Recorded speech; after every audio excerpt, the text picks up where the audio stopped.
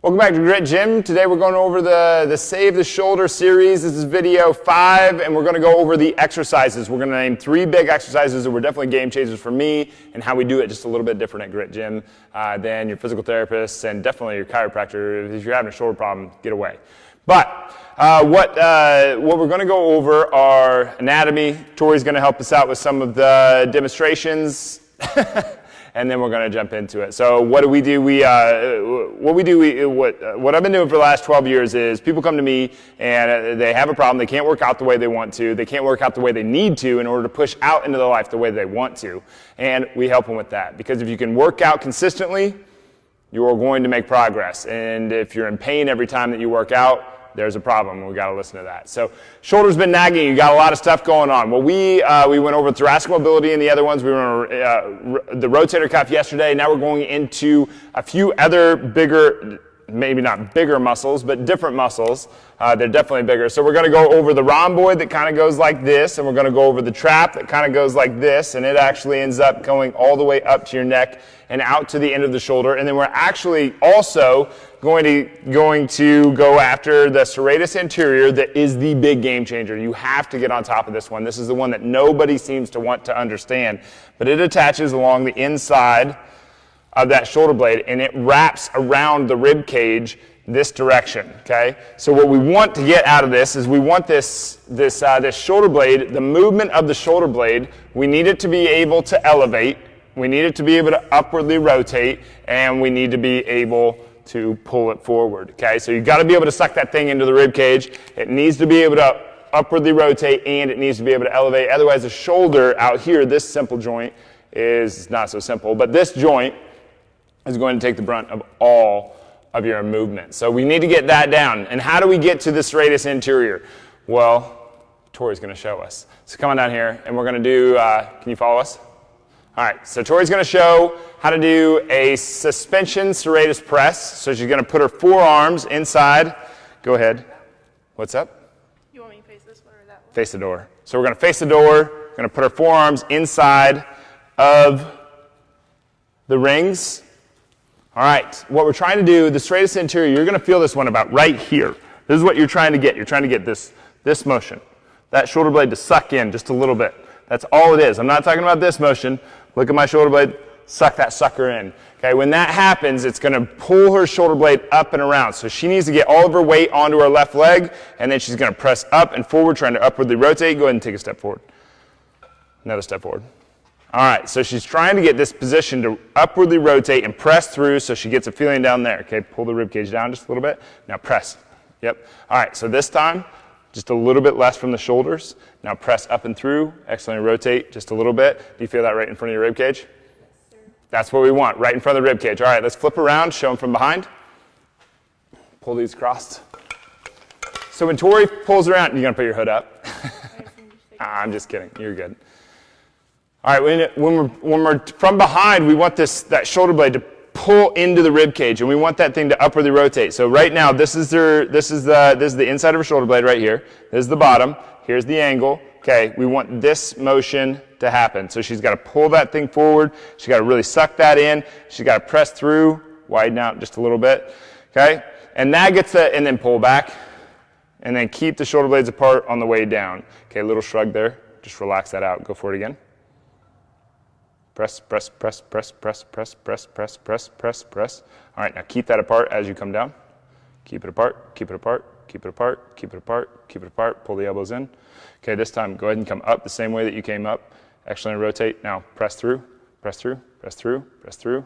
Come away from my hand, away from my hand, away from my hand. This time, dive bomb your elbows back towards your hips just a little bit more as you come down. Keep that out. Keep that apart. Keep that apart. That's a lot better. Okay, so what we want to do here is most people will, like you included, almost everybody, overdevelops this trap. Okay, this trap dumps the shoulder blade forward into a position that we don't want. We're trying to get these muscles right here and this serratus anterior to pull around and work together synergistically to make the shoulder motion happen the way that we want. What we have, and most people, you can flip around, and most people, they have they have a movement dysfunction. The movement dysfunction is what causing the structural damage that is then, and it might not even be structural damage. It's causing some kind of damage that is causing pain and going wrong in the shoulder. We need to correct that movement dysfunction. Otherwise, you're never going to get better. No amount of like these creams, these detox teas, these soft tissue techniques, all of this stuff. Nothing will help until you until you confront the movement dysfunction. So we have to do that first. Has to be the first thing. A soft tissue technique can get you further towards helping out with that movement dysfunction, but you got to get a new movement. You got to get a new movement pattern in there. So now we're going to go to the prone wall slide up against the wall. So we're going to come over here and just prone wall slide plus retraction. All right. So Tori's going to put all of her weight on her left leg, and then she's going to press up and away at 135 degrees out to the sides.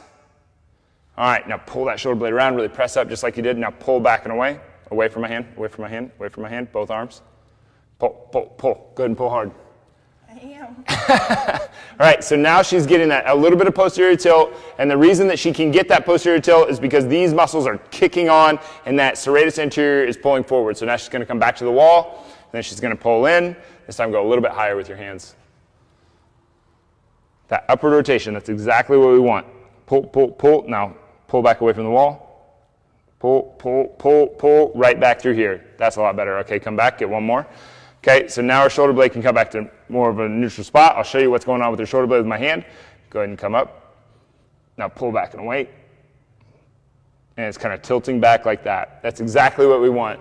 And if you can do either of these to get that serratus anterior and that upper back to fire up a little bit, we can stabilize that shoulder. We can get a new movement pattern so that you don't have that same movement dysfunction, so that you don't have any damage, so that you don't have any pain, so that you can work out the way that you want to. Your shoulder will look more aesthetically pleasing, and it'll be able to perform.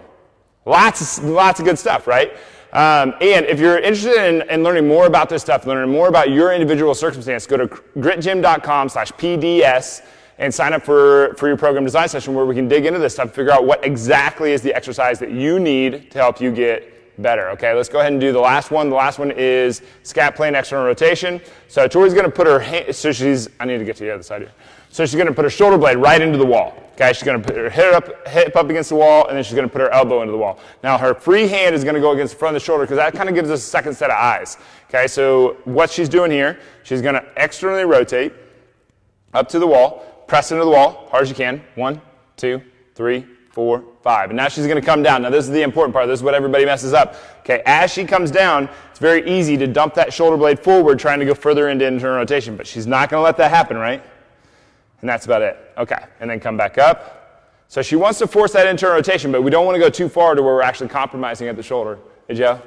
And then push up. 1, 2, 3, 4, 5. But in this position, keep going.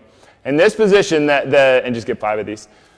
This is how the rotator cuff will actually function in real life, the way that in the position that she's in right now. That took a little bit to get out. So she's coming up. It doesn't, like the rotator cuff, it doesn't really do, like we don't do a lot of stuff down here. Okay, we do a lot of stuff in the scap plane. All right, but the reason we're doing this is you build a lot of strength in the isometric portion, and then where she's pushing against the wall like that, and then when she comes down, she's gaining a new movement pattern, learning how to rotate this upper arm bone inside the shoulder, because we want that to be like your bicep to be like a rotisserie chicken. Okay, there's a rod going through the rotisserie chicken, and we just want to have the motor control to spin the chicken. How's your arm? Does it feel like a rotisserie chicken? Yes, it does. Thank you. All right, so these are 3 different exercises that you can do for your shoulder to save it from further damage. All right, and if you're having a lot of trouble with your shoulder, or you've had problems in the past every time that you've started lifting, so you don't want to lift and you don't feel comfortable lifting, grab a program design session at Grit Gym. It's gritgym.com/PDS. And you'll be able to come in and we'll figure out exactly what's going on with your circumstance. I was watching on social media the other day. I saw this kind of exercise guru, and he was doing all this stuff on the person that he was working with. And I should show this to you. But the dude, he can't pull his shoulder blades into his rib cage, and he's constantly in anterior tilt. And then when he raises his arms up to the side, because his coach keeps on making him do flies. He keeps just winging out every time, and they're like, "Well, we don't understand." And I think it's obvious that they don't understand why this guy's shoulder hurts so much, because they're doing cupping and they're doing all this different kind of soft tissue stuff, and it's just like you're never going to get that better. No amount of soft tissue work is going to get that better until you replace the movement dysfunction with a new movement pattern and get that serratus anterior to suck that scapula, that shoulder blade into the ribs so that it can actually stabilize itself, and then get the muscles around it stronger instead of just making that upper trap stronger and stronger and stronger and making it take over. I know that this is how it was for me and my shoulder. The trap took over for everything. Mid-low trap didn't work as hard as it needed to. Serratus didn't work as hard as it needed to. And so my shoulder fell to pieces in the weight room, and yours will too if you don't get those down. And if you do get those down, you feel a whole lot better. So go to gritgym.com/PDS. Sign up for a program design session. The link is above, and we'll get you set up, and we'll be able to go through your individual circumstance, figure out if it's a thoracic mobility issue, if it's an alignment issue, if it's a strength issue, if it's a movement pattern dysfunction, whatever it is, so that you can work out the way that you need to push out into your life the way that you want to. But go to gritgym.com/PDS, and we will see you on Monday.